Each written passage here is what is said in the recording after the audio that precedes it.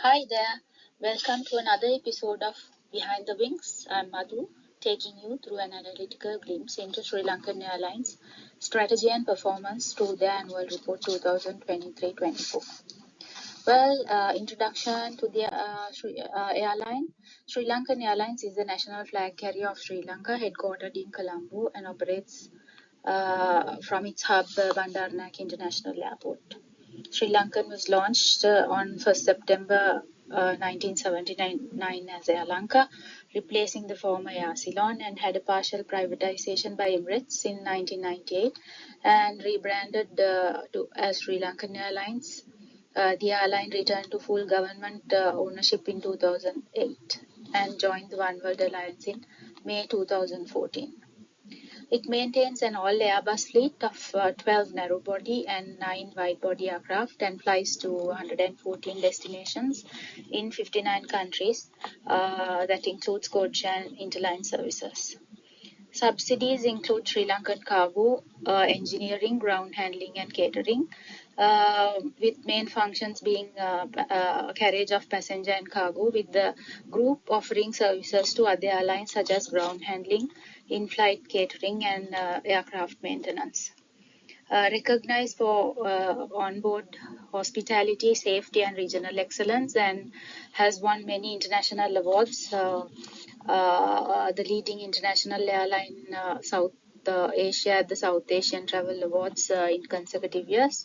Also retained the consecutive year. For consecutive years, the 4-star rating in the major airline category by Apex. Sri Lankan's vision is we aspire to be the Sri Lankan. We aspire to be the airline of choice for travelers seeking a unique, authentic Sri Lankan experience delivered with warmth, care, and hospitality. The vision provides direction, aligns and guides actions, communicates to stakeholders. However, can be inspiring if we tweaked to include something to the effect by empowering our people, exceeding expectations that would motivate employees to emphasize their importance and commit to service excellence.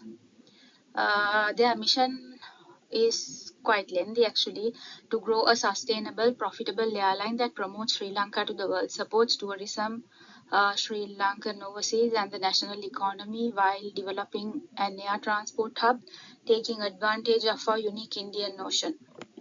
To be an aviation center of excellence, developing talent for the airline and the wider industry. We are committed to do business in an ethical manner which yields long-term sustainable benefits for the country and the communities we serve. Well, I think it's a good mission and it emphasizes operational excellence and national pride with a strong focus on customer service, safety, and contributes to the country's tourism and economy. Well, looking at the strategic direction of Sri Lankan, it is steering towards gaining financial sustainability through restructuring and cost reduction strategies, streamlining routes.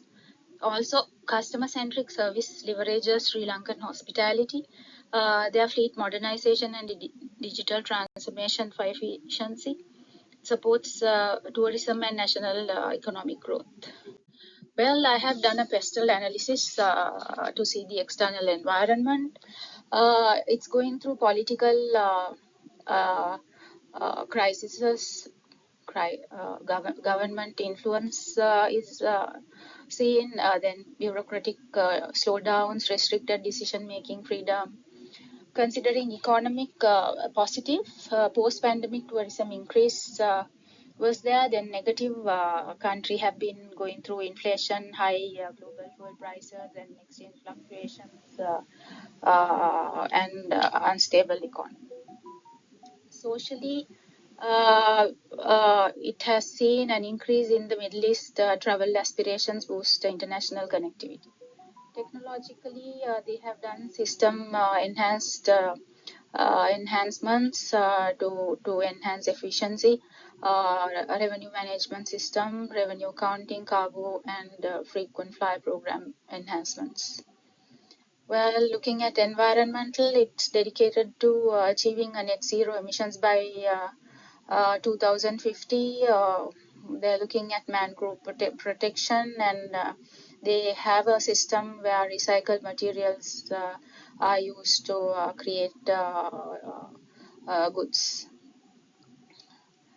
Legal, they are bound by ICAO, IATA regulations for bilateral air services and agreements, and also conformity to ICAO standards in all of their operations. Well, looking at the SOA analysis strategy, how they compete, they have differentiation through service excellence, that's hospitality. Sri Lankan is known for best hospitality. Then regional hub strategy, strategic partnerships and alliances, they are in one world. They have gone for revenue optimization, which is O&D based, which gives better yield to the airline, and they have cost disciplines. Well, assumptions. There are a few assumptions. Air travel demand in Southeast Asia will continue to grow, which, yes, it has been happening. Travelers increasingly value connectivity and affordability with service quality. Then competition from LCCs will remain strong in short-haul routes. Sustainability and carbon emissions reduction will shape fleet decisions.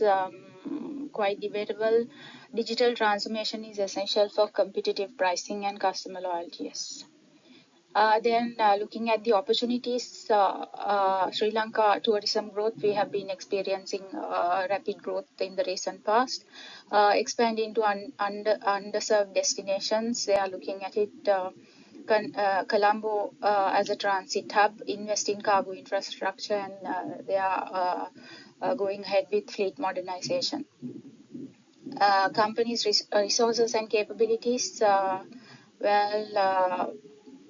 of Airbus, recognition for hospitality and safety, global connectivity through One World Alliance. Then looking at the capabilities, they have long-haul flight operations, ground handling services for all carriers, and third-party aircraft maintenance.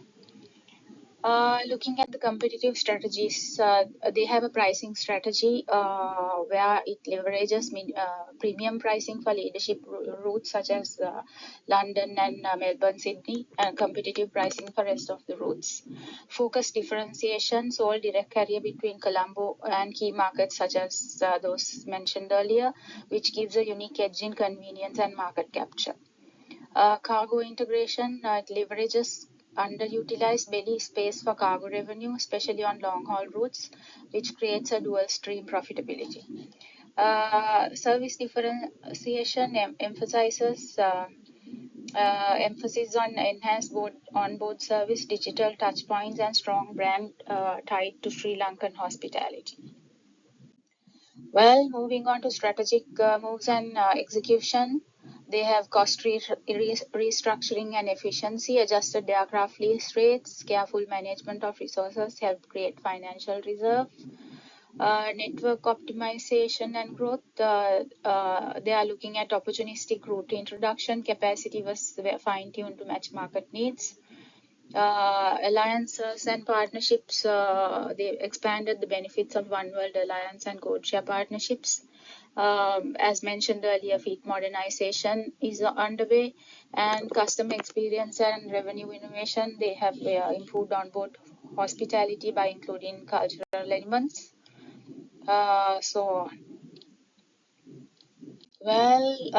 Looking at the leadership and culture during the year 2023-24, airline was led by a committed board chaired by Ashoka Patirage and guided by the CEO, a result-driven CEO. A 5-year plan emphasized route optimization, digital transformation, and service excellence, aligning with national goals. The airline fosters a culture of collaboration, accountability, and innovation through initiatives like UL First, staff welfare, inclusive programs, and CSR efforts via Sri Lankan Cares supports a unified, purpose-driven workforce.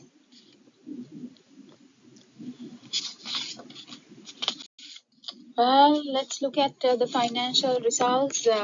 Sri Lankan Airlines has recorded a group revenue of 339.6 billion rupees, a decline from 369.5 billion rupees in the prior year, with the company itself delivering 333.6 billion rupees compared to 365.2 billion last year. The operating expenditure dropped in line with the revenue from approximately 329.9 billion to 312.9 billion, leading to a reduced operating profit before currency movements. That's 28.1 billion rupees, down from 43.4 billion rupees. Profitability and exchange impact is a major highlight. The airline swung to a positive net profit after tax of 7.9 billion rupees compared to a hefty loss of 71.3 billion rupees in 2022 and 23.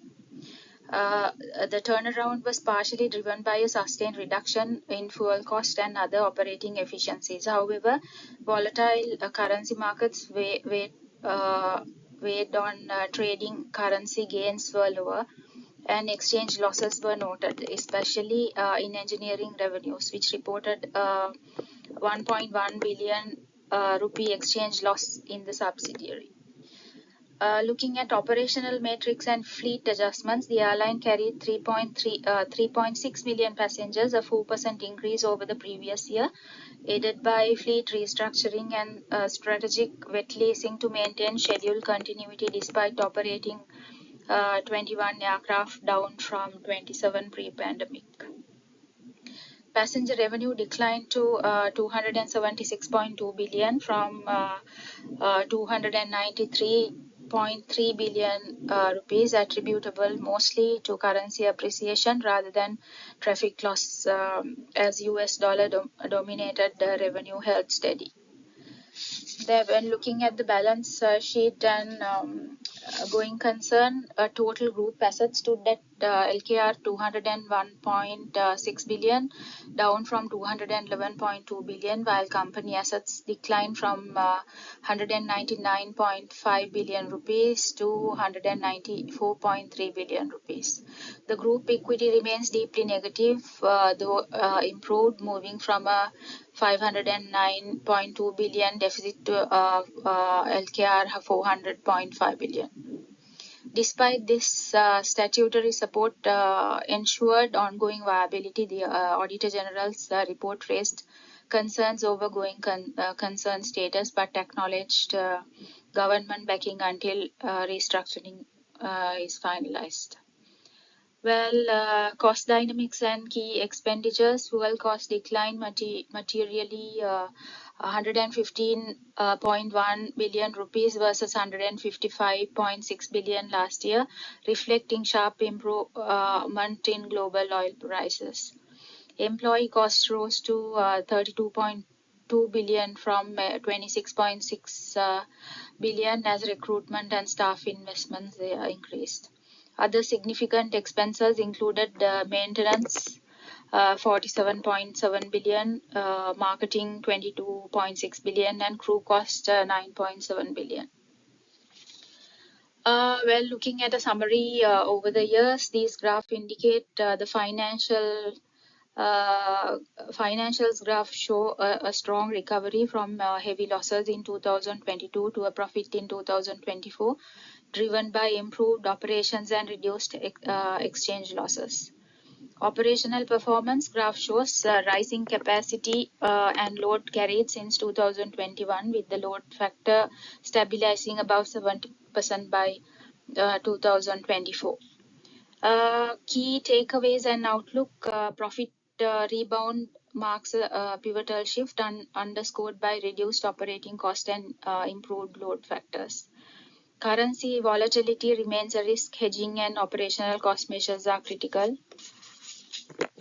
Structural fragility persists in the balance sheet. Equity remains deeply negative, reinforcing the need for swift restructuring or privatization, which has been abandoned as of now. Well, for Sri Lankan Airlines, the fiscal year 2023-24 marks a significant recovery period as the airline moved from a significant loss to a narrow profit margin, although the recovery is praiseworthy. Cautious liquidity planning, debt restructuring, and fleet network expansion are necessary for long-term viability. The airline is well positioned to develop resilience with the government's continued assistance. Maybe they should take immediate action to address legacy financial imbalances and ensure an operating profit that prepared for the future. Well, that's it for today, and winding up on the cast Behind the Wings. Join me again next week for another insider story on operations, strategy, and innovation.